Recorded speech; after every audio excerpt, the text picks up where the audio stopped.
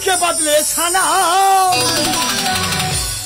जब तो दिल दे चुके और दे चुके तेरा दिल दे चुके। ও শালা তুমি মদ খাওয়ার পরে আমির খান সেজেছ বন্ধুরা, দিলকে দাঁড় চুপে করে দিচ্ছ।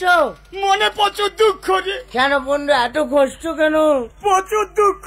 আরে কি দুঃখ আমাকে বল। আমার একটা 10 কিলো ছাগল ছিল। সেটা পাটি না ফাটা বন্ধু? সে পাটি। তার কি অসুখ হয়েছে?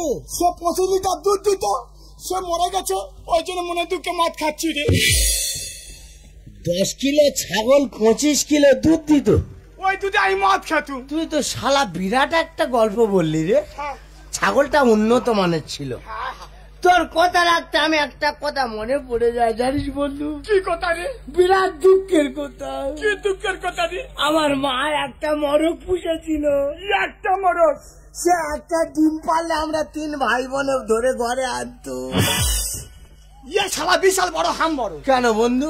এই মোরগ কোনদিন ডিম পারে না। মরক ডিম পারে না? না তাহলে তোর কথা রাখতে একটা কথা বলি। মরক আর মুরগি পাশাপাশি থাকতো, কে পেরেছে আমি বুঝতে পারিনি। আমার কথাটা শুনবি তো? বল। আমার বাবার কাজে। তোর বাবার কি জন্মদিন করেছিলি? না না, তাহলে ছাদদের কাজে। তোর বাবা কি কোথাও ঘুরতে গেছে? তাহলে ছাদ্য করলি কেন?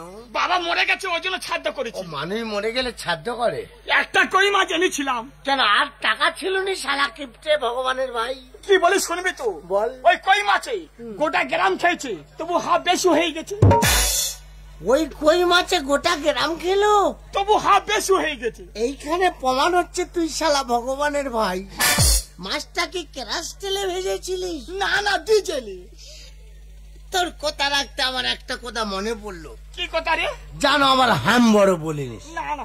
তো দাদাকেও বলে দিবি। আচ্ছা। এই কুমড়া হাটি চিনিস? ডায়মন্ড হারবার। হ্যাঁ, কুমড়া জানছি। আর ডায়মন্ড হারবার? হ্যাঁ হ্যাঁ। আমি একবার গেছি মেদিনীপুর যাবো বলি কুমড়া হাটি যাবো, আচ্ছা। দেখি সব ভ্যাসেল বন্ধ।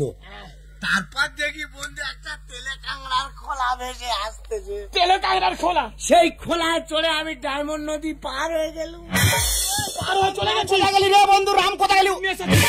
এবার উঠে মদ ঢাল। এবার উঠে মদ ঢাল। আমাদের দুঃখে আমরা মদ খাচ্ছি। মালায় করে মদ খেলছি, আমরা হোলি খেলতেছি। আমার মা বলেছে হ্যাঁ তুই ক্লাসে কোনোদিন হাত দিবি না। মদের গ্লাসে হাত দিতে মানা করেছে দাদা। আমার মা বলেছে, ওই জন্য আমি মালাই মদ খাচ্ছি। ভালো করে এবার উঠে। তো দাদা কোনোদিন এবার উঠে দাদা